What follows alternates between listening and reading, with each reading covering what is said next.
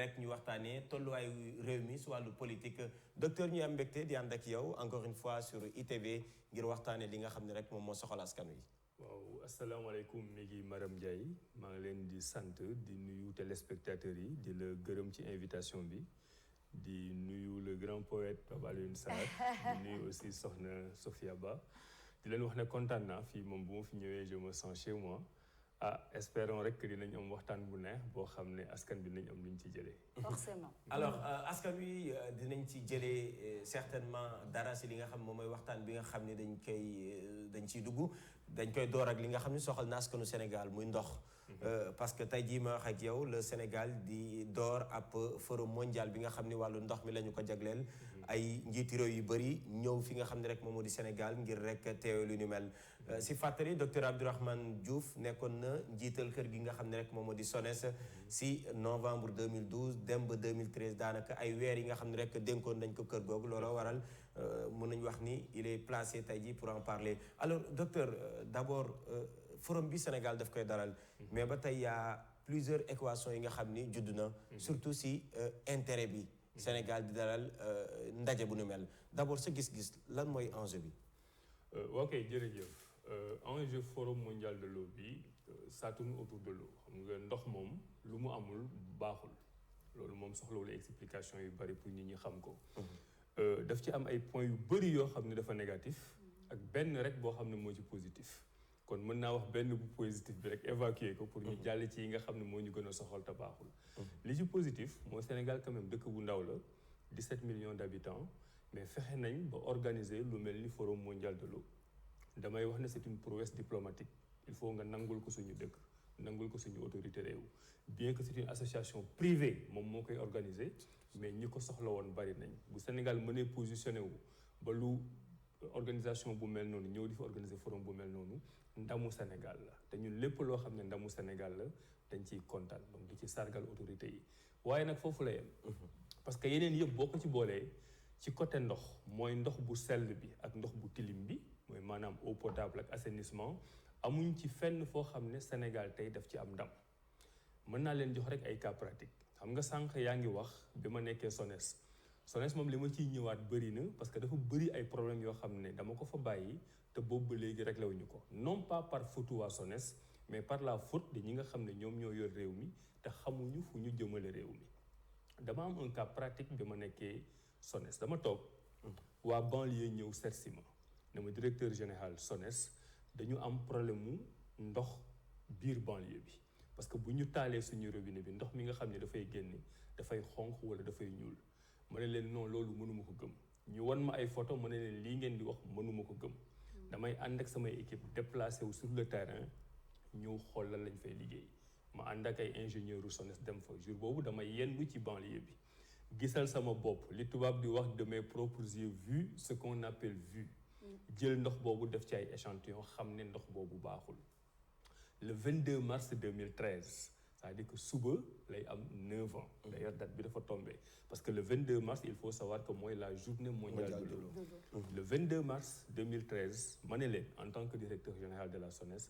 l'eau que nous buvons dans la banlieue en tout cas est d'une potabilité douteuse maanaam ndox mi sellul ndox mi baaxul loolu benn élément de contexte la beneen bi bien que yàgguma SONES mais dem naa fi benn mission BOAD Banque Ouest Africaine de Développement à Lomé fekk SONES négocié woon 7 milliards yoo xam ne dañ ko war a investir dans la qualité de l'eau donc boo demee di wut xaalis 7 milliards pour investir ko dans la qualité de l'eau mooy nangu nga ne qualité de l'eau bi des na maanaam sellum ndox mi des na mën na leen man ci sama méthode de management dugaluma ci politique mënuma dem wuti 7 milliards boo xam ne sénégalais yi ñoo koy fay pour ñu investir ko ci ndox mi gën a sell ba pare di wax sénégalais yi ne ndox mi sell na bu dee ndox mi sell na soxlawul ñii lebi 7 milliards pour di ko dugal ci ndox bi wax jooju nag créé woon na fi coow lu bari xaw ma ndëgam loolu moo tax wala leneen mais fukki fan lañ ci teg ma jóge fa fukki fan yooyu ba ma fa jógee léegi nag juróom-ñeenti at waaye ba tey nii 21 mars 2022 suba 22 mars 2022 9 ans après ci laa leen mën a xoolaat les yeux dans les yeux ne leen l'eau que nous buvons est d'une potabilité douteuse qualité ndox boobu baaxul aucune évolution en temps sa gis-gis ñu ngi def ay efforts mais ba léegi effort yooyu feeñul man tubaab jalaaw laa jógee région de Dakar lañ nekk ba léegi soriwul fa nga xam ne fa lañ ñu branché ndox yi ñu am ko suñu biir kër yi ndox yooyu xalaatoo ko sax naan te ndoxu robinet Sen'Eau la maanaam da ngay abonné di fay ay facture mais xam nga ne fa ñu jaaral ndox bi pour mu yëg sa kër mënul nekk pour une consommation domestique da ngay obligé di ko utiliser pour leneen mais da ngay obligé di jëndi ndox yi nekk en bouteille di ko naan non seulement ndox bi qualité bi baaxul mais aussi dafa rare parce que ngay toog ay fan yoo xam ne doo ci jot ma jox leen beneen cas pratique Diender gi nga xam ne fii soriwul région de Thiès boo demee parce que Dakar dafa doon capitale boo xam ne population bi dafay yokku parce que joxe ndox bi itam dafa war a am équité ndox bi doone damay jox góor bàyyi jigéen damay jox mag bàyyi ndaw damay jox ñu nekk ci dëkku taax bàyyi ñeneen damay jox Dakar bàyyi ñeneen waa Diender dañu ñëw defal leen ay forage yoo xam ne dañuy pomper ndox bi pour indi ko Dakar comme si ñi nekk Dakar ñoom ñoo gën a yey ci ndox bi ñi nga xam ne ñoo nekk Diender boo fa demee tey ñoom ñëpp seen quotidien quel que soit loo am moyen nga def ay surpresseur am ay réservoir mënoo am ndox biir Diender ñun ñëpp xàmmee nañ image yu sareetu mbaam yi moo am tubaab jalaaw moo am Diender moo am Touba image yu sareetu mbaam nga xam ne da ngay gis bidon yi vert yi jaune yi rouge yi bleu man je pense que photo sareetu mbaam boobu ngay gis bidon yooyu noonu ñu yor ndox di ko transporter moo waroon nekk image yu symbole forum mondial de l'eau foofu la paradoxe bi nekk pour terminer sur cette question donc Sénégal woote na pour wax ci waxum ndox mais au niveau international d'habitude boo fay dem da ngay def li ñuy wax sa homework c'est-à-dire sa travail à domicile dafa am loo xam ne communauté internationale moo la koy jox mais dafa am yoo xam ne yow yaa ko moomal sa bopp li nga moomal sa bopp mooy sa cotisation Sénégal bu waroon cotiser tey ci qualité de l'eau maanaam ndox mi ni muy sellee la muy cotiser baaxul ci quantité de l'eau est-ce que ñëpp jot nañ la muy joxe bariwul les statistiques officielles du Sénégal dañu lay wax naan ay 99% en milieu urbain dañu am ndox mais ñun ñëpp xam nañ ne loolu du dëgg ay chiffres la biir Dakar gi boo fi demee Jëppal wala nga dem Rufisque wala nga dem feneen amul ndox donc c'est honteux pour un pays comme le Sénégal 62 ans après les indépendances mënuñu régler problème mu ndox. D'accord. Alors, ba xalif général des Mourides la deuxième ville économique la plus importante du Sénégal di def un cri de cœur pour ñu rattacher leen au lac de Guiers. D'accord laataa samay confrère di dikk si laaj bi si wàllu woowu ba tey parce que da nga joxe benn note positive ñëwaat si li nga xam ne moom mooy constat yi nga xam ne mën nañ ko jàpp ni moom mooy note yi négative yi alors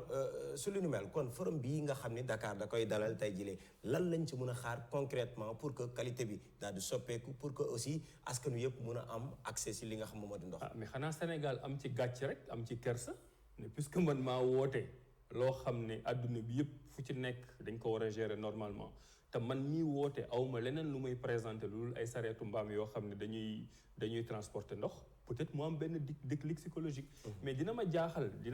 ñu jël ci dara parce que dafa am lu may rappeler c'était pas un acharnement en 2002-2004 le ministre de l'hydraulique du Sénégal ki nga xam ne moo yoroon ndox bi nu mu tuddoon Macky Sall.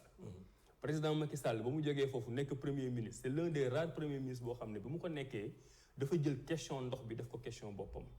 kan moo ko doon gérer président Macky Sall bi mu nekkee président depuis 2012. 2013 yéen a ngi fàttaliku ba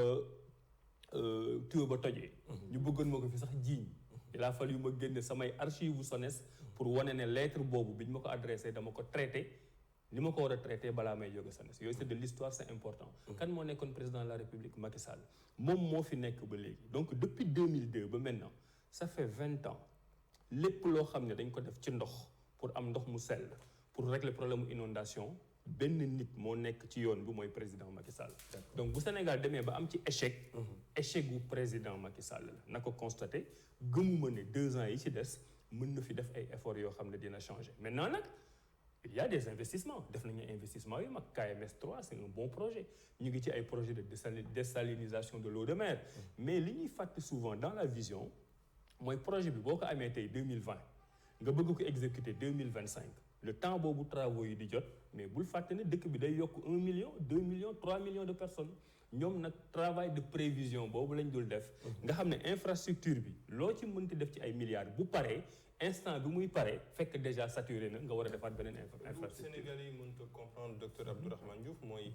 suñu réew bi nga xam ni nature bi jox nañu ndox. te population bi amuñu ndox yow nga nekk SONES nan la ñuy expliquer ce paradoxe. waaw loolu question de vision la question d'investissement la et de vision la ñëpp xam nañ ne Sénégal bassin yi bari na ndox bu nekk ci suuf mais ndox boobu da nga ko war a jëli mais bëgguma accabler régime yi nga xam ne ñoo jiitu mais dañu perdre beaucoup de temps pour def infrastructure pour ñi am ndox bon yéen peut-être vous êtes beaucoup plus jeune que moi mais robinet public bu mu fi jógee yàggul man je me rappelle suñu kër Rufisque bi ñuy am ndox pour la première fois suñu kër étudiant à la université de Saint-Louis jóg ñibbisi ñëw fekk ñu branché ndox bi mu nekk pratiquement un luxe donc dañu perdre presque ay 30 ans yoo xam ne koñ bu nekk da ngay am benn robinet public gratuit ce qui était bien d'ailleurs parce que nit ñi dañuy fàtte loolu que ne jamono day dox mais pendant des années et des années l'eau a toujours été gratuite au Sénégal te pour man sax loolu mooy le principe léegi nag dernière question bi may aborder li par rapport à votre question mooy régulation ndox bi c'est l'un des plus grands problèmes dans le secteur de l'eau. Pourquoi? waa secteur de l'eau Sénégal dañu tàmm bàkkoo ni ñun ñoo fi tane ñoo tane RD Congo dañ fay yónnee expert ñoo tane Mali dañ fay yónnee expert alors que xamuñu ne ñoom ñi ñu war a satisfaire déjà sénégalais yi la boo xoolee eau secteur ndox c'est l'un des rares secteurs boo xam ne amul autorité de régulation télécom yi mën nga ci wax lu la neex mais am nga quand même ARTP mais tey on est dans un secteur boo xam ne état moom souveraineté ci ndox mu jël ko jox ko SONES mooy société de patrimoine mooy def investissement sénégalais yi ñoo ko moom SDE wala SEN'EAU mooy le privé déjà dama gëm ni bu dee ndox bi da nga koy privatiser da nga ko war a jox une société sénégalaise avec des sénégalais ñu gérer ko loolu c'est un premier élément demoon nañ ba commencer ko réussir avec la SDE parce que les 2 derniers directeurs généraux de SDE ay africains lañ ay sénégalais lañ ay nit ñu ñuul lañ donc dem nañ ba ci am capacité de management en matière du secteur hydraulique bien que nag SDE tout n'était pas parfait man doonu ma leen woon may dara mais boo demee ba foofu nga ñëw 50 ans après les indépendances nga ne SDE seen contrat jeex na dama bëgg a lancer waat marché mais la première condition le premier critère mooy naa ko jox des managers sénégalais naa ko jox des capitaux sénégalais comme ça bu ñu koy traité ñu traité que en fonction des exigences du service public. Peut-être il y avait absence de résultats. waaw mais même bu amee SDE dem ci SEN'EAU est-ce que dañoo jógee du moins pire au plus pire au fait. waaw xam nga du jóge ci SDE dem ci SEN'EAU bi laay accablé mais bu dee yow yaa moom sa souveraineté yaa moom sa ndox kenn moomu ko am nga ci expérience depuis début année 90 yi. donc kenn mënul wax ne sénégalais yi amuñu management mais bu sénégalais mënul da ngay dindi sénégalais nga jox sénégalais mais doo dindi sénégalais nga jox tubaab nga dindi sénégalais nga jox français loolu moo nekkul yoon man ba ma nekkee directeur général SONES dama leen doon wax ne la facture d'eau ne doit pas être un fardeau ce n'est pas seulement que de la poésie c'est pas seulement que des rimes mais effectivement ndox boo demoon dund ci dëkku Europe yi wala États-Unis c'est que sa facture ndox doo ko sax sentir man par exemple Suisse ba ma nekkoon tu reçois même pas la facture de l'eau dinañ ko dugal ci ay charges ba doo ko sentir parce que ndox warul nekk loo xam ne boo amul xaalis da nga ko war a ñàkk nit warul ndóol ba ñu xañ ko xaalis donc problème mu régulation boobu nga ma terminer foofu tant que état du Sénégal xamul ne ndox bi ñun ñoo ko moom c'est un instrument de souveraineté te lii am ci forum bi dina ko wane ñun ñoo ko war a téyel suñu bopp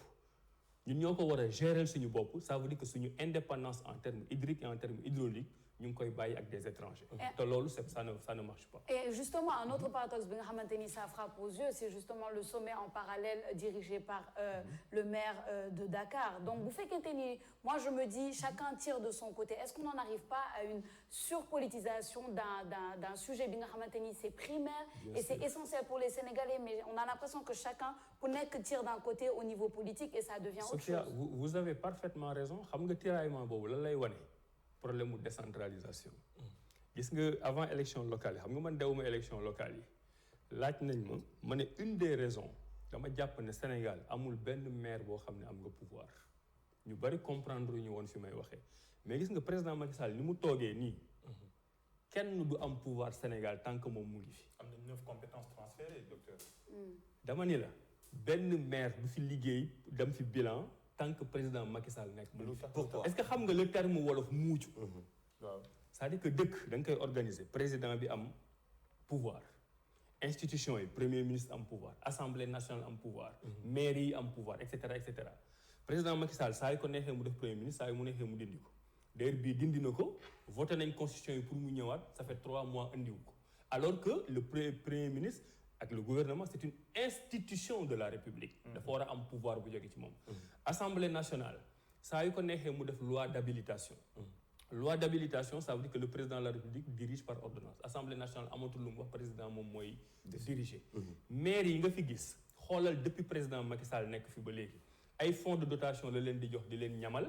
maire bu fi am ambition ñu jël la wàññi say ambition dem nañ ci ba maire yi dañu gëm ne pour nga xaw a mën a liggéey tuuti il faut nga bokk parti au pouvoir mais même boo bokkee parti au pouvoir xoolal ville yi nga xam ne ñoom ñoo ko diriger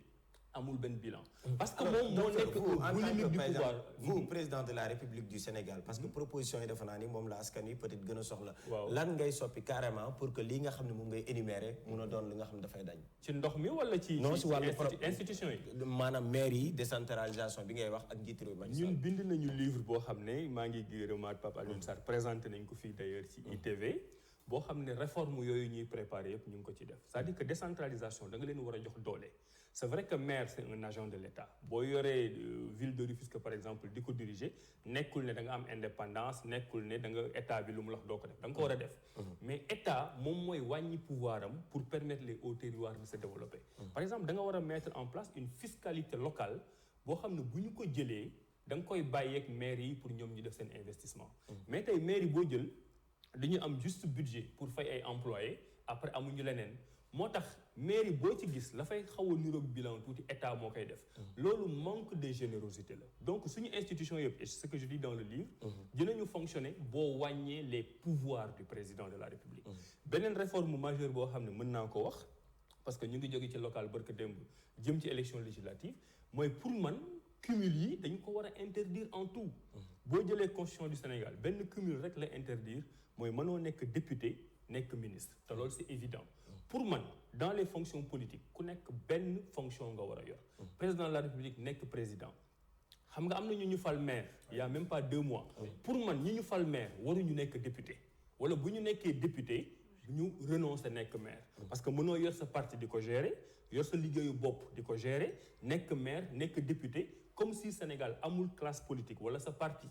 wala sa coalition amul ñoo xam ne mën nañ ko gérer. boo fexe woon ba maire bi du opposant bi mooy wax nii rek. tout simplement non dama ko bind de te je prends bon defe naa nag seen politique sénégalaise bi. tàmbalu mu nit ñi waxeet. donc li may wax ni ce sont des convictions gis nga mooy même élection yi je l'ai mis dans le livre. damay wax toujours ne ñun dañu yor dëkk boo xam dañ ko war a tabax waruñu yor dëkk boo xam dañ ko war a gérer. Macron France mu ngi jeexal mandat benn tali tabaxu ko fa benn pont tabaxu ko fa parce que du seen problème. moom mu ngi gérer ay solidarité sociale. mais ñun dëkk bii lépp dañ ko war a tabax élection yu bari yi daf ñuy sonal li ñu proposé ñun parti Awalé mooy ay élection générale ngay organiser benn yoon tous les 7 ans le président est élu pour 7 ans les députés élus pour 7 ans les maires élus pour 7 ans benn dimanche nga organiser 3 élections yi ñu fal ñi ñuy fal ñi dem liggéeyi campagne électorale bi jeex c'est écrit noir sur blanc donc ñun institution Sénégal dañ ci réfléchir xalaat ko xam fi nga xam ne fa lañ ko war a jàllale le problème majeur mooy un président de la République boo xam ne moom mooy buur moom mooy bummi moom mooy nommé moo diriger militaires yi moo diriger civil moo diriger ñëpp. d'accord te mënu ko matale. d'accord alors la transition est faite docteur jóge nañ ci wàllu ndox mi dañuy dugg si wàllu politique parce que ce week-end li nga xam ne mooy parti Awalé amal ngeen ab ndaje seen biir ngir xool ban taxawaay ngeen war a am si élection yi nga xam moom la ñu dëgmal muy élection député yi ñu jàpp ko fanweer fan ak benn si weeru juillet lu leer mooy parti Awalé day dem si li nga xam moom mooy élection yi maintenant naka la peut-être loolu moom moo dese gum leer parce que yaa ngi tàllal sa loxo pour ku jëkk Sénégal te gis nañ si ku jëkk gi ñaari coalition moo fi am yaa la en tout cas yi nga xam ne tey ji mën nañ leen génne si ñi nga xam ñoom ñoo nekk si ku jëkk gi mooy la coalition Yewwi Askan Wi et la grande coalition Wattu Sénégal sooy tendre mooy noppi nga pour dugg si benn si coalition yi mais est-ce que mën nañu xam réellement yan critère tey jii la parti Awalé di teg pour dugg ci coalition pourquoi cette question docteur parce que tout simplement coalition Yewwi Askan Wi par exemple ba ñuy dem ci élection locale yi on se rappelle tous mooy les 4 grands signé ba noppi les autres après donc yan critère tey jii la parti bi teg pour mun a dem ci ay coalition jërëjëf question très très intéressante déjà dama bëgg a wax pour mu leer que ne ñun bokku ñoon élection locale parce que pour kuy xool histoire politique Sénégal ñun suñu parti ñu ngi ko teg 30 octobre liste yi ñu ngi ko doon clôturer le 3 donc am na ñu comprendre mais ñun xam nañ lu tax demuñ ci donc ñun bu ñu kenn opposé élection locale ça ne nous est pas opposable def nga 90% élection locale def nga 20% ñun suñu yoon nekku ci booy comparer da ngay comparer ñaar ñi def les mêmes sujets def même examen wala ñaar ñi def les sujets même sujet def des concours donc ñun loolu suñu yoon nekku ci beneen bi ñu ngi door a judd xeebuñu suñu bopp nanguñu ku ñu xeeb dañuy tàllal loxo parce que dañu jàpp ne man notion intégrer une coalition man ñun ci loolu la ñu parewul en fait pour man coalition dafay nekk coalition nawle te coalition yi boo fay ñëw doo ëndaale ay actif ak ay passif da ngeen di ñëw yéen ñëpp ngeen yem mënoo ñëw yow participer nga élection locale am nga tant de maire ki nga xam ne participer wul élection locale amul ay maire nga ne ko maa lay jiite parce que man am naa ay maire te amoo ay maire vous n'avez pas fait le même examen vous n'avez pas fait le même concours am na ko participer élection présidentielle te participer élection locale donc àndu nawle bi mooy nañu fexe ku nekk bàyyi égo xam nga man nag quand même damay wax gars yi ne souvent je suis un faux débutant en politique awale da ngay dégg awale bees na mais ça fait 10 ans que je suis là def naa présidentielle 2012 élection législative yi élection locale yi fekk naa yépp gëm naa ne li ma sonn 2017 alors que nekkuma woon sax ci liste yi je le rappelle élection législative pour que opposition am une liste unique bëriwul ñi ci sonn à l'époque dama ko bind dama ko théoriser les écrits sont là exactement même chose lay demaat pour man pour ñun waa awale l'idéal mooy ñu am benn liste unique de l'opposition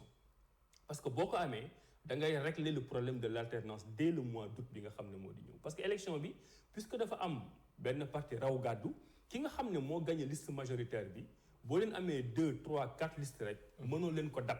forcément moom mooy gagné te dafa am toujours prime au sortant bu liste yi bare Benno Bokk Yaakaar mën na ko gagné donc dama gëm ne ñu am une liste unique de l'opposition moo gën loolu lañ gëm te ñu ngi ciy liggéey donc ñun bu ñuy tendre la main pour que ñooñu ngeen wax ne ñoo fi nekk pour man ñooñu seen légitimité c'est pas une légitimité liée aux élections législatives mais c'est une légitimité liée à une élection qui ne nous concerne pas et on l'assume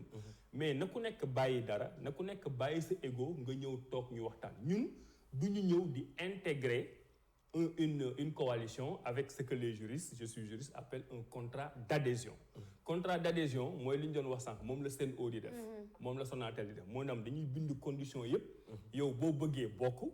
boo bëggul bañ a bokk accepté ou non voilà donc ñun bëgguñu dugg ci logique boobu neewuñu nag ñooy diriger ñëpp mais dem ñun dañu bëgg ku ñuy àndal ñu ànd ak yow àndu naw la ñu waxtaan bu ñu waxtaanee nag ñun am na lu bëri yoo xam ne mën nañ ko bàyyi ñun awale pour njariñu askan bi. docteur yaa ngi wax léegi ne benn raison bi nga xam ni bokkoo leen ci élection locale mooy benn maire mënut a def un résultat sans Macky Sall suñ transféré même logique boobu à l'Assemblée nationale su fekkee ni la coalition Benno Bokk Yaakaar moo jël majorité bi ñëpp xam nañu les députés de l'opposition mënu ñoo def également une surprise est-ce que amul paradoxe entre ñàkk a participer ci élection locale parce que président mooy dogal ak bokk ci législative te ñëpp xam nañu ñu ngi koy décrier mooy la majorité mécanique bu am ci Assemblée nationale. alors première chose la raison principale bi tax bokkuñ ci élection locale yi du loolu la raison principale wax naa leen ci benn mooy aussi délai bi c'est l'une des raisons mais du loolu moo déterminer tout le reste mais li ma wax nii mais le plan A pour les élections législatives bu ñu ko réussir dañuy régler problème mooy la cohabitation dañuy dem cohabitation yaakaar nga ko bu ñu amee liste unique dañuy dem cohabitation. mais est-ce que liste unique boobu noonu d'abord li gën a métti voilà li gën a métti mooy am liste unique. loolu moo gën a métti mais loolu affaire de nit la man nag damay wax souvent ne nañu def politique sur la base de nos qualités. et pas de nos défauts. tey du ma d'accord ñu ne non leaders yi ñoom ñëpp a yem ku nekk poste rek moo la intéressé donc du ñu jubboo. mais nañu essayer bu ñu jubboowul ñu xam ne jubboo ñu mais nag bu ñu amoon liste unique boobu. mais ma conviction mooy dañuy battre Benno Bokk Yaakaar. ci législative yi. mais dañ koy battre ça parce que duel lay doon. foo leen ko teg fan. ci mais déjà xoolal parce que fekkee élection locale yi suñ ko transféré même si. comparaison n'est pas raison. mënuñu ko transférer d'accord moo tax loolu itam dama ciy insister toujours mode de scrutin bi. je suis d'accord mooy déterminer stratégie bi ngay am ci élection yi. je rappelle xam ngeen tey ñëpp d'accord nañ ne Benno Bokk Yaakaar moo am majorité bu rëy à l'Assemblée nationale. mooy majorité mécanique boobu. je rappelle aux Sénégalais que le vote populaire c'est-à-dire en nombre de voix mais Benno Bokk Yaakaar avait 49% des voix en 2017. 49% l'opposition réunie avait 51%. bu doon élection présidentielle dañ leen di gagner mais parce que liste yi dañu tas que 51% majoritaire dafay représenter très peu de députés à l'Assemblée nationale. parce que c'est le système qui est pervers. d'ailleurs ñun parti Awalé dans le livre dañuy proposer élection législative dañ ko war a def élection par circonscription intégrale ñu dindi liste nationale mais loolu temps bi duñu permettre ñu dugg ci Mais- pour ñu dire que réfléchir nañ ci mais tey ma conviction te élection locale yi wane waat nañ ko mooy le vote populaire c'est-à-dire que ñi nga sénégalais yi nga xam ne d'accord ñu ak Benno Bokk Yaakaar d'accord ñu ak président Macky Sall ñoom ñoo ëpp ci Sénégal boo leen présenté benn liste ñoom ñëpp ñu voté liste boobu dañuy am cohabitation dañuy am premier ministre docteur da dañuy am ngaa ragal gouvernement. parrainage pour dugg ci liste yi. non ragalu da ngaa ragal parrainage. alors foofu dama koy leeral parrainage bi deux questions la il y a la question juridique c'est-à-dire que ñun dañ koy condamner fermement parce que teguñu ko ci yoon waaye nag dinañ ko wuti parce que démocratie moo laaj ñu wuti damay fàttali toujours loolu tam waxu juriste la parce que da ngay dégg des fois waa mouvance présidentielle ne non ñoom amuñu cohérence parce que boo ne d'accord ci parrainage après pourtant ñoom ñëpp dinañ wuti parrainage Aminata Mais Touré. la démocratie ne fonctionne pas comme ça yow tey fi nga toog nii sa télé bi état mën na la wax ne da ngay fay tel impôt parce que télé nga dem xeex ne impôt boobu du ma ko fay mais bu la état imposé ba impôt bi nekk loi da nga koy fay loolu mooy citoyen parrainage bi am na ci question boo xam ne nit ñi di ko xam nga parrainage bi waxuma sax li xew ci élection présidentielle mais parrainage bi c'est anticonstitutionnel waa conseil constitutionnel nañ ma baal ay juristes yi am njariñ lañ mais waruñu woon nangu au mois de mai 2018 parrainage dugg ci constitution Sénégal xam nga lu tax parce que article 103 constitution bi Macky Sall bi muy def référendum bi dafa indi un mot clé mook Ismaïla Madior Fall ñu wax def li ñuy woowee clause d'éternité clause d'éternité boo ko dugalee ci constitution yi ngay tudd ne clause d'éternité la mënatoo ko changer ni nga ko mën a changer mooy nga indi beneen constitution article 103 dañ ne am na 4 domaines yoo xam ne constitution Sénégal mënatu ko changer ñu ne durée du mandat nombre de mandats forme républicaine de l'État ak mode d'élection mode d'élection bi la nit ñi bàyyilu mode d'élection mooy processus pré-électoral avant élection yi électoral pendant élection yi post-électoral donc lépp lu jëm ci li ñuy falee ci mode d'élection clause d'éternité la waroo ko changer loolu mooy référendum 2016 mu jàll mais ñu ñëw 2018 mais le mode d'élection bi nga xam ne ci clause d'éternité yi la bokk mais ñu changer mode d'élection du président dugal parrainage donc loolu Macky Sall waru ko woon dugal opposition waroon na ko xeexu ko mais même buñ ko xeexul conseil constitutionnel bi nga xam ne ñun ñëpp la fi toogal d'office et d'autorité dafa waroon wax ne mënuñu dugal parrainage parce que constitution Sénégal permettre ko maintenant nag yooyu yëpp nga yokk ci li CEDEAO waxul ne parrainage bi baaxul daf ne modalité parrainage bi le système oui. te même ñun mësuñu wax ne filtre parrainage baaxul mais li ñuy bañ mooy nga def système parrainage boo xam ni ñi di contrôler en amont mooy conseil constitutionnel conseil constitutionnel ñoo mën a yem droit lañ jàng droit lañ mën duñu ay informaticiens mënoo leen ñëw jox ay fiches yoo xam ne dañ ko war a contrôler ñoom comme informaticien alors que mënuñu liggéey informaticien lor ay sénégalais yoo xam ne def nañ le travail maintenant tout ceci étant dit ñun awale ak ñu ñuy àndal mais ñun fas yéene ñu boycotter ay élections parce que des questions de parrainage dafa am bu dee loi bi imposé nañu ko ba mënuñu ci dara dinañ dem wuti ko te buñ ko wutee incha allah dinañ ko am d'accord su wuti boobu parce que bëgguma également ñu bàyyi docteur Abdourahmane Diouf ak waa coalition Yewwi Askan Wi parce que depuis également l'annonce de votre participation ces élections yi ñu bëri ñu ngi insister pour que au moins Abdourahmane Diouf mun a dem ak coalition Yewwi Askan Wi bëgg naa xam d'abord lan mooy problème bu existe tey jii yow ak sa diggante ak coalition boobu ba bañ ko taxawalee ba tey on vous a vu souvent su manifestation amee ñoom ñëpp ñu ñëw même su fekkee di Yewwi Askan Wi nga wuy ji leen mais pourquoi tey jii docteur Abdourahmane Diouf autant pour moi mënul wuy ji Yewwi Askan Wi et yaa ngi wax léegi tout à l'heure docteur si wàllu résultat doo comparé mais est-ce que mënuñ leen nangul également seen légitimité boobu nga xam ne am nañ ko parce que suñu xool ñu nekk si biir coalition bi y a quelqu'un qui est arrivé 3e ci élection présidentielle yi ñu mujj ku nekkoon 2e dem na rejoindre mouvance présidentielle pour rappel moom nga àndaloon bokk nga suñu bind programme bi est-ce que tey ji loolu rek doyul comme légitimité suñu taxawee nga toll tepp seen ginnaaw déjà damay préciser que ne amuma benn problème ana caméra bi voilà man amuma benn problème ak waa Yewwi Askan Wi au contraire Yewwi Askan Wi samay xarit samay nit samay naatangoo rek ñoo fa nekk ñu ngi may dégg xam nañ ça c'est le pacte de non violence entre opposants non samay nit lañ te ay nit ñu baax ñoo fa nekk te waxuma ko pour politique yàlla rek a xam ne waxuma ko pour politique pourquoi il y a pas c'est pas exclu ci laa jëm ñun daxuñu Yewwi Askan Wi de sauf que Yewwi Askan Wi judduwul tey dama ne la docteur ñun li ñu manul mooy contrat d'adhésion mooy condition numéro 1 lii la 2 lii la ba 10 lii la ku ma ngeen baal ma bëggu moon sax tudd kàddu googu mais fan yi passé parce que du sama cër peut-être mais fan yi passé dañu fi dégg sama xale yi ma ko doon rappelé ku bëgg a cuubu ñëw cuubu loolu est-ce que daf ma jaaxal wax boobu te pourtant waa ji ko wax c'est un gars intelligent mais ku bëgg a cuubu ñëw cuubu loolu est-ce que àndu nawle la may rappelé ne awma problème ak ñoom 1 2 ñoom li ñu war a def nañ ko du ma sëkk jëf bi ñuy def coalition bi woo nañ ma bon fekk ñoom négocier nañ nag 6 mois man bu mu desee 3 jours lañ ma woo mais méttiwuloo ma ko awma problème boobu bañ ma woowee benn ci raison yi tax mënuma dem mooy seen charte bi dañu bind ne les partis politiques ak les mouvements sont membres de la charte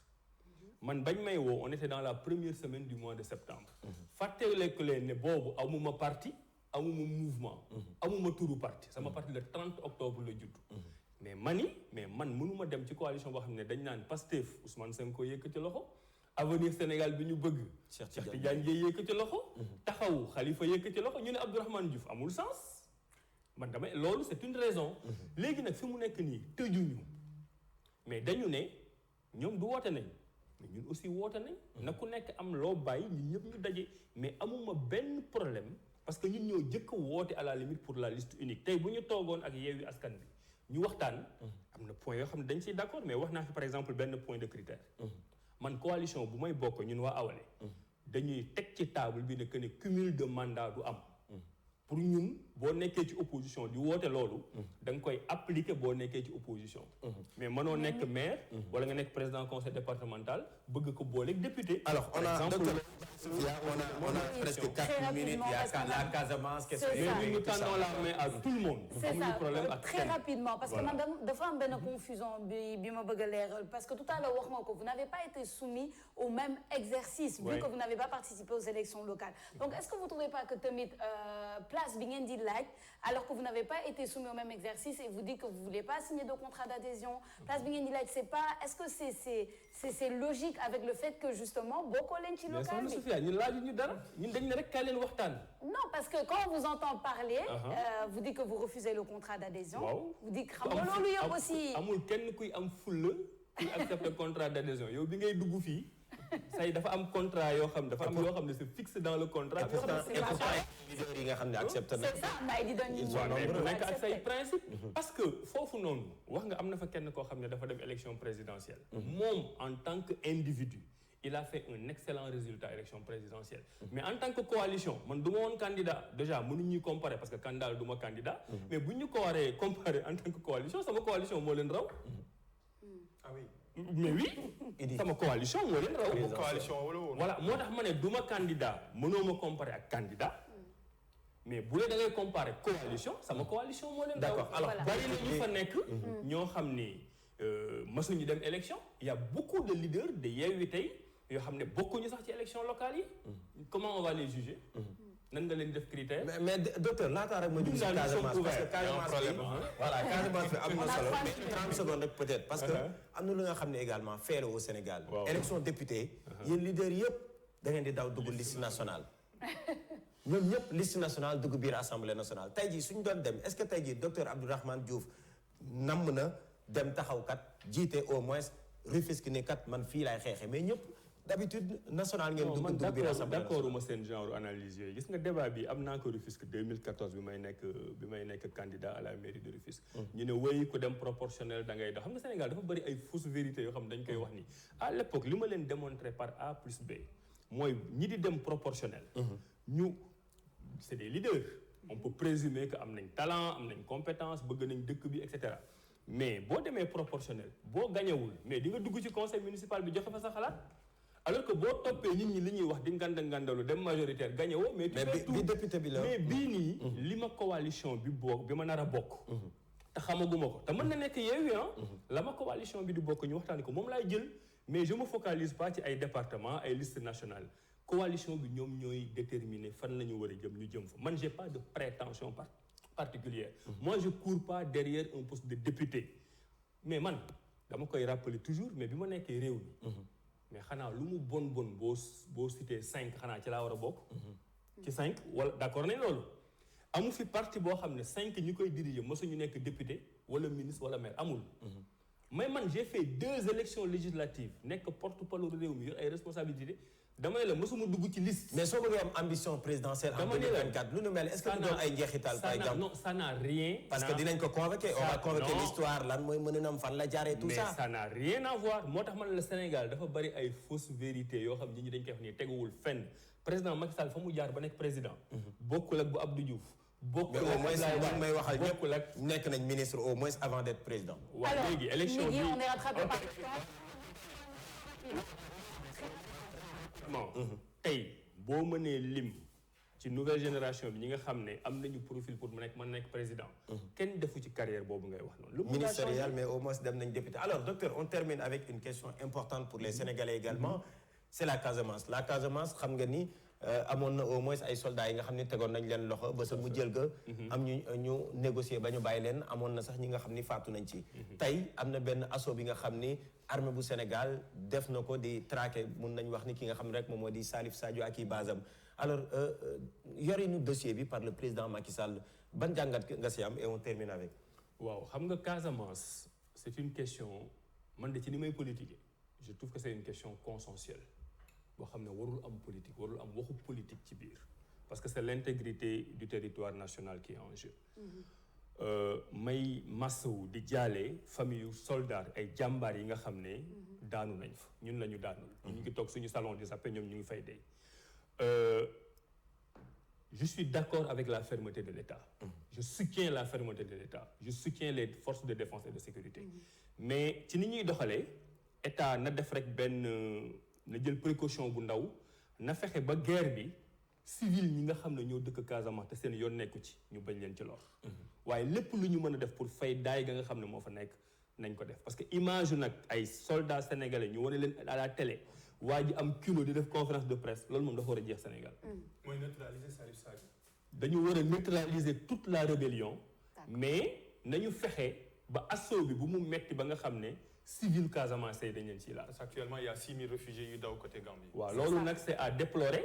on considère que l'État du Sénégal mu ngi ut un objectif boo xam ne ñun ñëpp la koy wutal dañ koy soutenir. mais nañu fexe ba mu am ay dégâts